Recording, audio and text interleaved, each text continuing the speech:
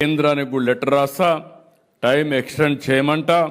నేను ఒకటే ఆ రోజు కూడా హామీ ఇచ్చా, ఈ వక్ఫ్ బోర్డు చట్టంలో సవరణలు తీసుకొచ్చిన ఇక్కడ మాత్రం మైనారిటీ సోదరులనే పెట్టి మీ ఆస్తులు కాపాడే బాధ్యత నాదని ఆ రోజు చెప్పా, ఈ రోజు చెప్తున్నా, ఇది కాపాడుతాను. నేను ఆ రోజు హైదరాబాద్ ని అన్ని విధాలా అభివృద్ధి చేశాను. నేను దృష్టిలో పెట్టుకున్నది ఓల్డ్ సిటీ పక్కన ఎయిర్పోర్ట్ కట్టాను, మీరు గుర్తుపెట్టుకోవాలి. నేను దూరదృష్టితో కట్టాను అది కూడా.